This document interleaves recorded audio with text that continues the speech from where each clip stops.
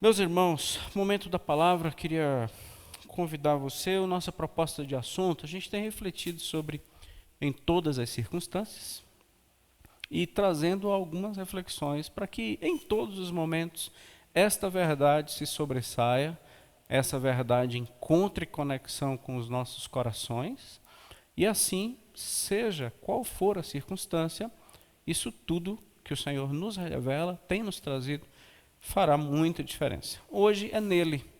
Creio que a gente está concluindo, chegando a uma conclusão nessa caminhada, várias palavras, e hoje é nele. Vai tudo convergir para ele, porque dele é tudo aquilo que nós precisamos. Esta expressão nele, se você quiser acompanhar comigo aí na sua Bíblia, só queria ver alguns textos em Salmos, depois em Colossenses, para você ver o tanto que esta verdade ela é forte na mente dos escritores bíblicos, daqueles que foram inspirados pelo Senhor. Olha só, o Salmo, por exemplo, primeiro Salmo, Salmo 18. Se você quiser folhear a sua Bíblia, você vai folheando, acompanhando comigo, senão vai me ouvindo aí. Estamos aqui para destacarmos a expressão nele, nele, nele. Salmo 18, 30, nosso primeiro texto. O Senhor, o caminho de Deus é perfeito, a palavra do Senhor é provada, ele é escudo para todo o que nele se refugia. Salmo 28, verso 7. O Senhor é a minha força, 28, 7, e o meu escudo. Nele o meu coração confia. Nele fui socorrido. Não por ele, entendeu? Mas nele eu fui socorrido. Por isso o meu coração exulta. E com o meu cântico eu o louvarei. Salmo 34, verso 8. Ó, provai e vede que o Senhor é bom. Bem-aventurado o homem que nele se refugia. Salmo 37, verso 5, ele é mais conhecido. Entrega o teu caminho ao Senhor, confia nele, e o mais ele fará. O verso 7 do Salmo 37 diz, descansa no Senhor e espera, não por ele, mas espera nele. Salmo 62, verso 8, confiai nele, ó povo, em todo o tempo, em qualquer circunstância, derramai perante ele o vosso coração, Deus é o nosso refúgio. Salmo 130, verso 7, o último salmo. Espere Israel no Senhor, pois no Senhor há misericórdia, nele há copiosa redenção.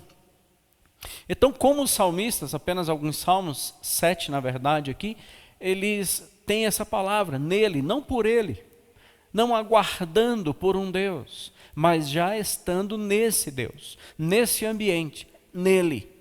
O apóstolo Paulo, no capítulo 1 e 2 aos Colossenses, da carta de Paulo aos Colossenses, como o apóstolo Paulo ressaltou essa expressão, nele.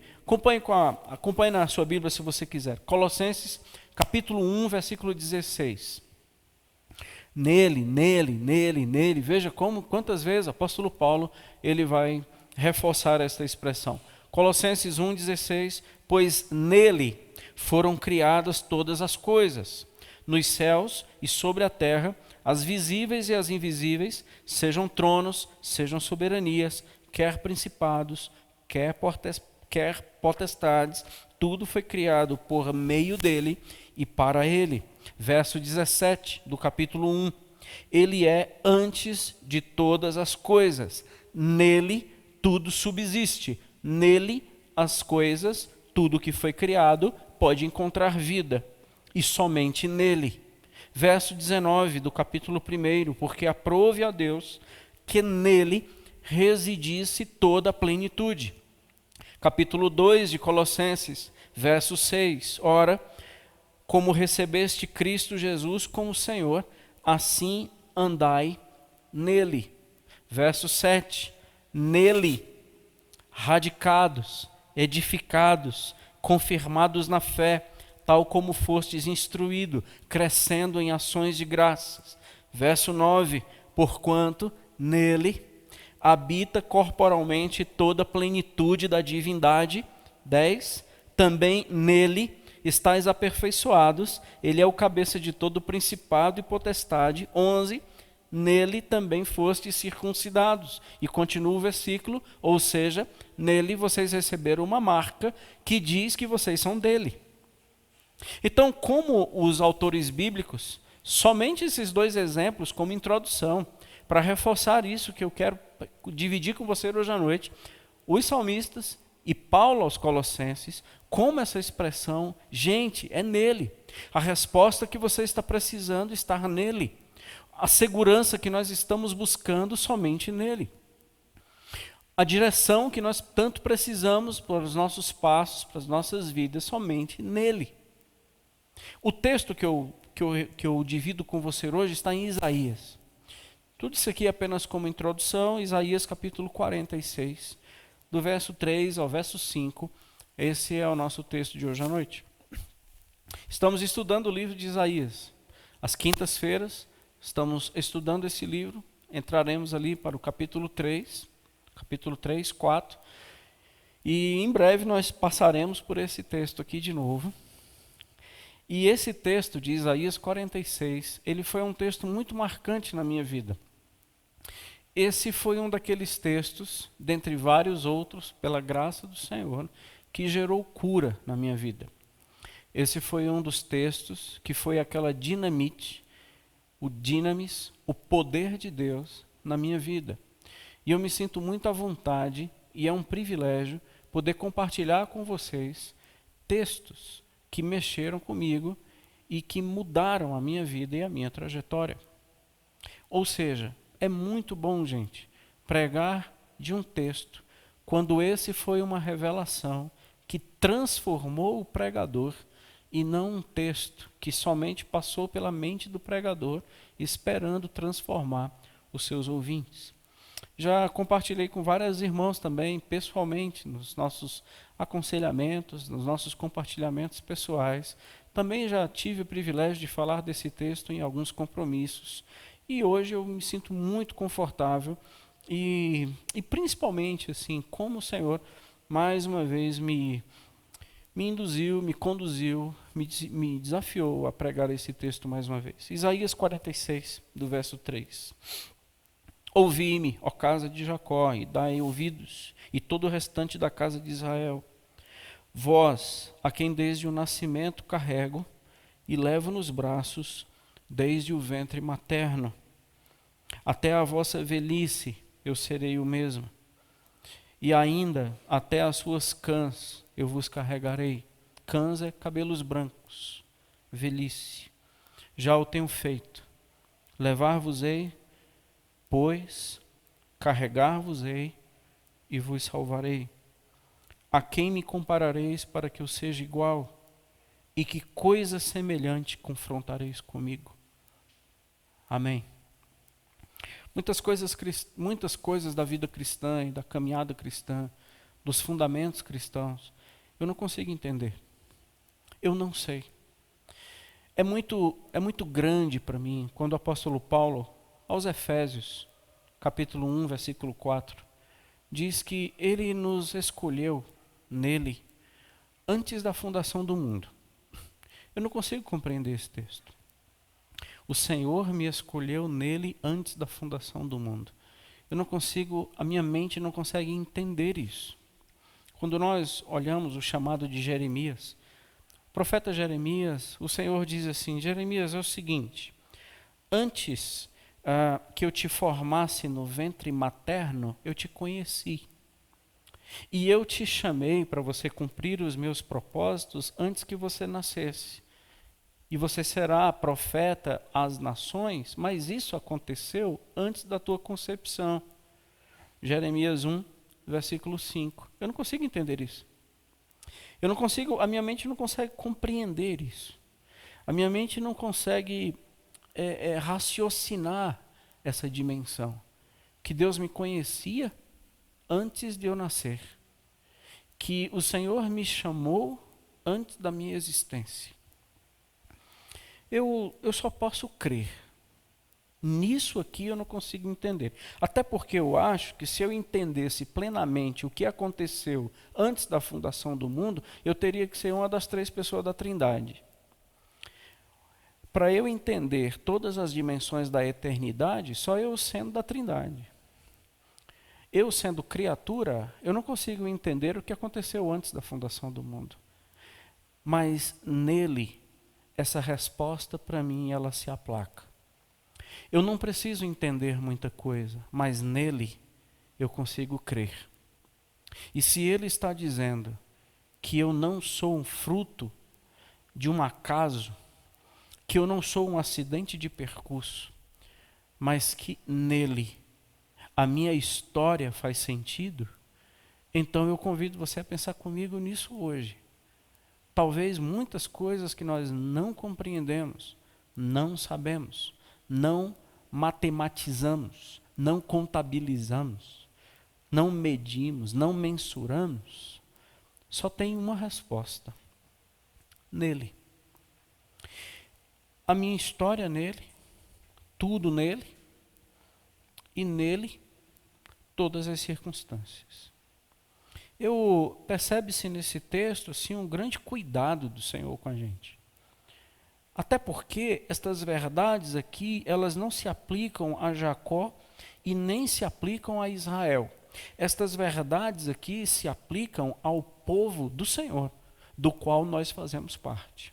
E se você ainda não, fica comigo até o final, pensa com a gente, reflete com a gente. Quem sabe Deus tem tanta coisa para falar com você hoje. Deus sempre estará conosco em 3 momentos. Esse texto aqui eu vejo somente 3 momentos que o Senhor vai estar com a gente: antes, durante e depois. Ou seja, o Senhor sempre estará conosco. O seu amor, ele é revelado aqui nesses 3 momentos: na concepção, na morte e tudo o que aconteceu entre esses 2 momentos. Do ventre ao túmulo e em todas as circunstâncias, esse Senhor sempre será comigo. Logo, aqui está uma revelação poderosa. Logo aqui, muita coisa do nosso coração pode se aplacar. Porque amanhã ele não soltará a minha mão. Ontem ele não tinha soltado também. E todo esse processo da minha vida veio à existência e partiu. Todo esse momento aqui o Senhor está cuidando de mim. Gente boa, a gente adoece, sabe por quê? Porque a gente não consegue olhar para esse Deus, porque nós só olhamos para dentro de nós. Ou seja, como é que Deus me conhecia antes da fundação do mundo se eu ainda não existia? Pensa comigo. Por que dá um nó? Por que trava? Por que enviesa? E por que nós adoecemos? Porque a sentença é essa: como é que a gente pode acreditar que Deus me conhecia antes da fundação do mundo, se eu ainda não tinha existido? O foco está em quem? Em mim. Como é que Deus me conhecia se eu ainda não existia? Como é que o Senhor me chamou se eu não aceitei o convite? Então o foco está no eu. Por isso a gente adoece. Como é que o Senhor sabe o meu nome? Como é que o Senhor sabia o meu nome antes de eu ser registrado no cartório de Ceilândia? Então assim, quando o foco está no eu, só tem uma coisa: carga, sobrecarga e adoecimento. Por isso que o nosso entendimento é quanto mais de Deus, quanto mais de Deus, quanto mais de Deus, mais cura, mais entendimento, mais revelação, mais percepção de quem nós somos, nós teremos. Mas isso só é possível na percepção de quem Ele é. Ou seja, quando Ele diz assim: eu te conhecia antes da fundação do mundo, a nossa resposta é adorá-lo. Porque senão, não teremos muito assim, adoração. A gente vai ter indignação ou nós teremos insatisfação. Nós seremos insatisfeitos na casa que nascemos, nós seremos insatisfeitos na família que nos gerou. Nós somos insatisfeitos na cidade onde nascemos. Somos insatisfeitos no país que a gente nasceu. Então, ou a gente é insatisfeito ou indignado. Deus errou o endereço. Eu deveria. Quando você já pensou em muitas vezes, não, que você deveria ter nascido em alguma outra casa, em outra família? Quantos de nós temos questionamentos sérios com paternidade, com nossos pais? Quantos de nós temos questionamentos seríssimos na alma ainda? Quantos de nós ainda não aceitamos nem a própria existência, gente? Quantos de nós, e isso é muito sério, quantos de nós questionamos dentro de nós e na alma, por que que eu nasci? Por que que eu vivo? Para que eu vim a esse mundo? Quantos de nós temos esses questionamentos? E só haverá uma resposta nele, que nos conhecia antes da fundação do mundo, que sabia o nosso nome antes de qualquer registro, que entendia quem eu seria antes que toda a minha história fosse definida, revelada e conhecida. Dá para entender o tamanho desse Deus? O problema é que a gente sempre tem o foco no eu. E quando há a inversão de quem Deus é, e esse é um jogo satânico, não tirar Deus, apenas colocar Deus no lugar errado, nós adoecemos. Entramos em pânico e não temos mais respostas. Entende o problema? Nós deveremos olhar para as nossas realidades espirituais e eternas na perspectiva do Senhor e não na minha perspectiva. Eu quero convidar você a pensar não num como, não num que, não num onde, não num quando, mas eu convido você a pensar num quem, nele. Por isso eu peço a você que em oração, deixa Deus falar contigo, para que esta noite seja uma noite especial para todos nós. Que nele a gente encontre vida, que nele a gente encontre respostas. Por isso, eu quero dividir com você algumas verdades libertadoras na minha concepção sobre esse texto. 4 verdades. Se você gostar de anotar, eu tenho 4 verdades para pontuar para você, para refletir com você, para a gente orar sobre elas, que na minha concepção elas são libertadoras. Deus tem que ser minha referência de origem, em primeiro lugar. Deus tem que ser a minha referência de origem. Deus tem que ser a minha referência de princípio, gente. O Senhor é o nosso alfa. O Senhor é o nosso ômega. Deus não pode ser a nossa expectativa de fim. Não pode. Não pode ser um alvo final. Deus não tem como ser a nossa resposta inicial, se Ele não for o fim, mas também Deus não pode ser o fim, se Ele não for a nossa referência de início. O que começa nele é que termina nele. Vou tentar ser mais claro. Não adianta desejar Deus no fim. Não adianta, assim, Deus tem que ser nossa referência de início. Onde nós iniciamos, de onde partimos. É isso que nós precisamos. Quando a gente tem apenas Deus com expectativa de fim, nós sempre temos uma angústia do presente, nós temos uma agonia de quem sabe chegar, é uma linha de cruzar uma linha que a gente está se esforçando para chegar lá, quando esse Deus ele é alguma coisa que ainda estamos em busca. Aí a gente entra em ministério, a gente se envolve, a gente distribui cesta básica, nós começamos a fazer coisas, nós começamos a fazer obras, e a gente começa a cortar alguns comportamentos para ver se a gente encontra um Deus no fim.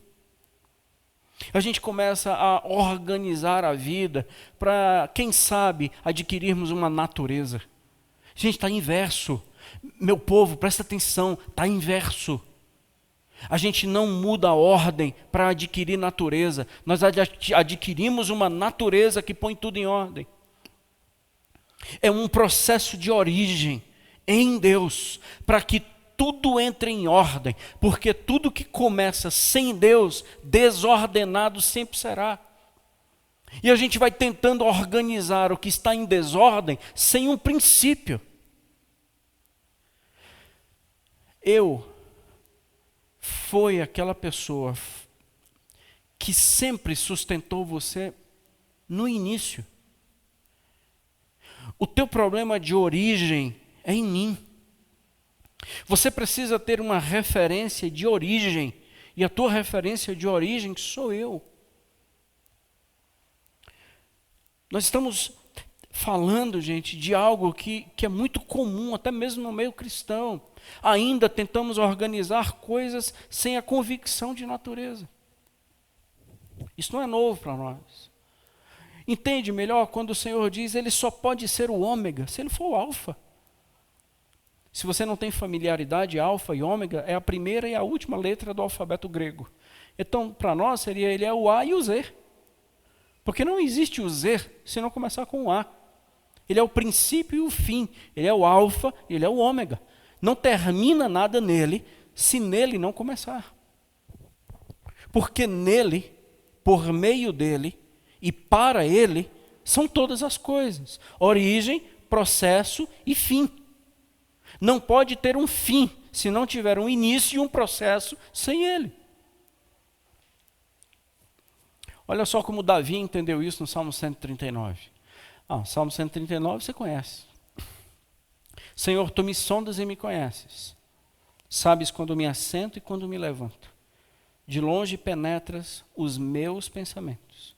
Esquadrinhas o meu andar, o meu deitar, e sabes todos os meus caminhos. Ainda a palavra não me chegou à língua, Senhor. Salmo 139, 4. Ainda a palavra não me chegou à língua, e tu já me conheces toda. Tu me cercas por trás e por diante, e sobre mim pões a tua mão. Tal conhecimento é maravilhoso demais para mim, é sobremodo elevado, não posso atingir. Entendeu o que eu disse no início? Eu não posso atingir esse tipo de pensamento. Para onde me ausentarei do teu espírito? Para onde fugirei da tua face? Se subo aos céus, lá estás. Se faço a minha cama no mais profundo abismo, lá estás também. Se tomo as asas da alvorada e me detenho nos confins dos mares, ainda lá me haverá de guiar a tua mão e a tua destra me sustentará. Se digo às trevas, com efeito me encobrirão, e a luz ao meu redor de mim se fará noite. Até as próprias trevas não te serão escuras, as trevas e a luz são a mesma coisa para o Senhor. Verso 13. Pois tu me formaste no meu interior, o meu interior tu me teceste no seio da minha mãe. Graças te dou, visto que por modo assombrosamente maravilhoso fui formado. As tuas obras são admiráveis, e a minha alma o sabe muito bem. Os meus ossos não te foram encobertos quando no oculto fui formado, e entretecido como nas profundezas da terra. Os teus olhos me viram, a substância ainda informe, e no teu livro foram escritos todos os dias da minha vida. Cada um deles escrito e determinado, quando nenhum deles havia ainda. Que preciosos para mim, ó Deus, são os teus pensamentos, e como é grande a soma deles. Se contasse, excederia os grãos de areia, contaria, sem jamais chegar ao fim. Glória a Deus. Mentalidade de Davi entendeu isso. E aí ele não entra em crise, ele tem a resposta que ele sempre precisou. Davi teve a revelação da sua origem. Davi, ele entendia que a sua vida só poderia ter sentido se começasse em Deus. Muitos de nós estamos com a vida bagunçada. Muitos de nós estamos doentes e adoecidos e adoecendo, porque nós perdemos por alguma investida, por algum caminho errado que pegamos, ou por algum orgulho que se apoderou de nós, nos fazendo entender que somos autônomos. Esquecemos da nossa origem, que só pode ter sentido se for nele. Essa revelação foi o suficiente para Davi. Que conforto, gente. Que conforto saber que nós não nascemos de uma relação entre um homem e uma mulher. Que conforto saber que nós não somos fruto de pecado de ninguém. Que conforto nós sabemos que nós não somos um mau planejamento de um homem perturbado ou com uma mulher mal resolvida. Que conforto nós sabemos que nós não somos e nunca fomos um filho indesejado. Que coisa fantástica saber que eu sou um projeto divino antes que se houvesse mundo. O contexto onde nasci, as dificuldades que passei, as minhas crises de origem, elas são resolvidas com essa resposta. Nele, essa resposta, a minha placa. Então o Senhor sabia onde eu estava nascendo, isso totalmente. Foi o Senhor que me gerou no ventre da minha mãe. Ele disse, foi, porque se eu não tivesse soprado, não seria um sêmen que iria fazer com que você nascesse. Eu preciso soprar para dar vida.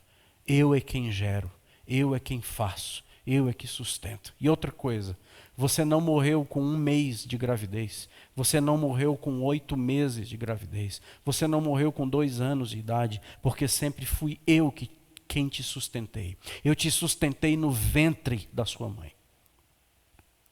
Diz o texto de Isaías 46, eu te sustentei desde o ventre. Não era o cordão umbilical, era o meio que eu sustentava. Meus irmãos, pode ser que para você, talvez isso não faça muita diferença ou muito efeito, mas tem pessoas que são curadas ouvindo isso que eu estou te dizendo. Ora, isso responde muita coisa. Aliás, isso responde tudo, porque agora a minha questão de origem está resolvida. Eu não preciso mais ser rico para responder a minha origem. Eu não preciso mais obter sucesso profissional, acadêmico, para responder à minha origem. Eu não preciso mais tampar um buraco na alma por uma questão de origem. Nem se eu fosse filho de uma prostituta. Eu ainda precisava correr na vida para poder chegar a algum lugar, para que a questão da minha origem fosse resolvida. Nunca será. As noites dizem que nós não somos curados. A vida nos diz, a minha alma diz que eu não fui curado. Porque o fim não vai resolver o problema de origem. Deus não vai estar no fim. Deus não estará nos resultados. Deus não estará nos processos, se Ele não for a origem. A Bíblia não fala sobre a existência de Deus, a Bíblia registra a existência de Deus. No princípio, Deus. Tudo começou nele. A sua vida começou em quem? Muitos de nós começamos numa igreja entendendo que era em Deus. Muitos filhos de crente nasceram na igreja, mas não nasceram de novo. Muitos nasceram em lar cristãos, mas isso não significa que eles tiveram origem em Deus. Muitos são filhos de pais cristãos, não significa que eles nasceram em Deus. Porque nascer em Deus é uma compreensão disso tudo que agora nós sabemos e respondemos por fé. A minha alma sabe agora a minha origem e eu te rendo graças. Aí pai e mãe não assumem papel de Deus. Pai e mãe não entram no altar de adoração. Pai e mãe não viram ídolos. Aliás, esse texto está inserido num contexto de idolatria. E o Senhor está nesses 3 versículos que eu li para vocês, tentando dizer que a idolatria é vã.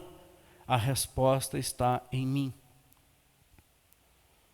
Segunda verdade para mim nesse texto, que ela é libertadora, e agora eu serei mais objetivo, mais rápido. Deus é a minha segurança presente. Deus é a minha referência de origem, em primeiro lugar. Segundo, Deus é a minha segurança presente. Aqui nesse texto ele diz que assim como Ele me sustentou no ventre, Ele me carregou no ventre, me levou nos braços, Ele continuará fazendo isso até a minha velhice.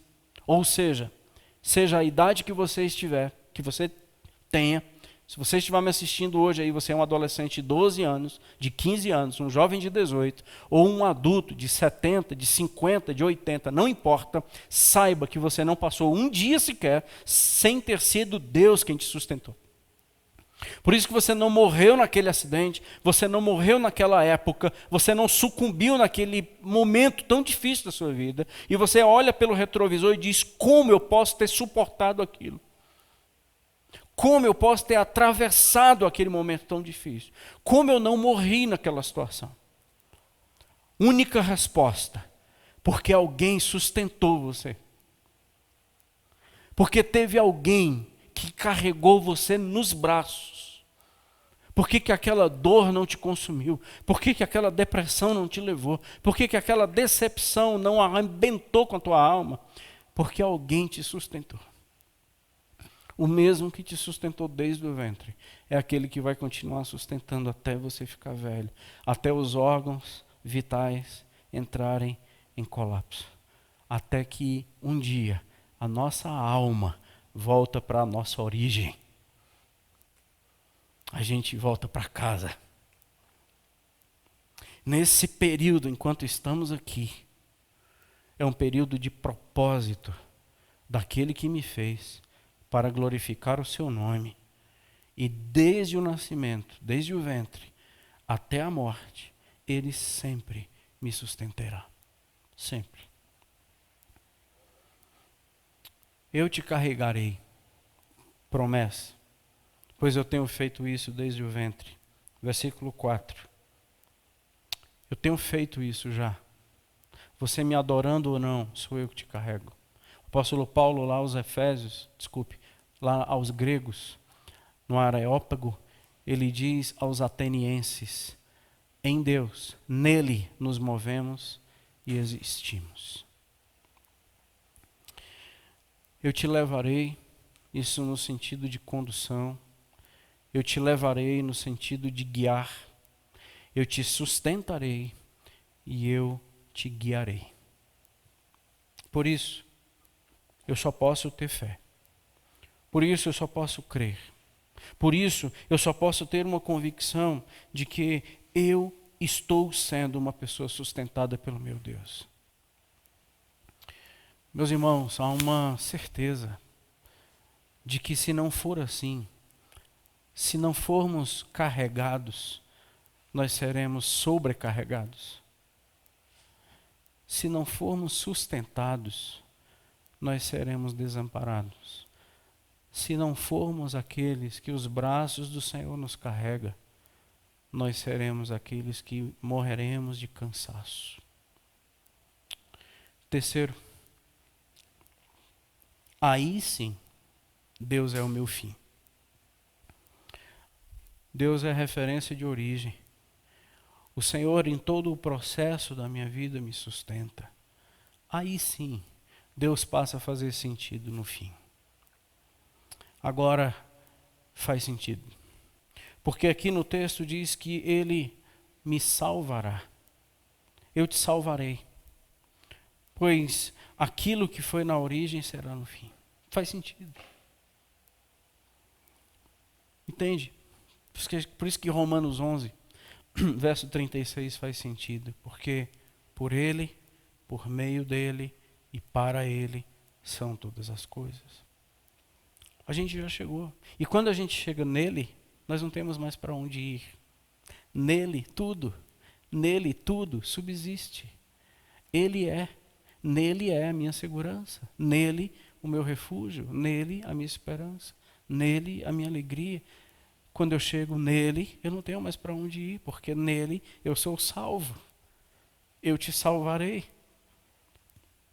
E eu ainda acho que eu tenho percebido, tenho acreditado muito, sabe, gente, que salvação não está relacionado somente a céu. Eu não acredito que a promessa de salvação é para Deus pegar pessoas da terra e levar para o céu. Eu acredito que salvação ele tem as suas dimensões completas. O Senhor salva a gente dos nossos medos. O Senhor salva a gente dos nossos fantasmas. O Senhor salva a gente das nossas agonias. O Senhor salva a gente das nossas idolatrias, como esse texto fala. O Senhor nos salva principalmente da maior salvação que nós precisamos para sermos salvos, que é quando nós somos salvos de nós mesmos, quando a gente precisa ser salvo da gente. Que orgulho, que pessoa arrogante, que pessoa teimosa, que pessoa dura, que pessoa difícil de se curvar, que pessoa impossível de reconhecer. E quando Deus age, quando a gente entende isso, nós somos salvos. Então é muito mais do que levar para o céu, é fazer com que a gente se torne um filho.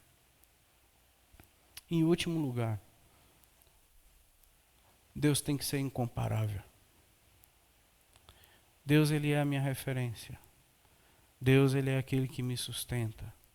Deus, Ele é o meu fim. Deus, Ele é incomparável. A quem vocês vão me comparar? Versículo 5. A quem vocês vão me comparar? Eu não posso ser medido. Eu não posso ser calculado.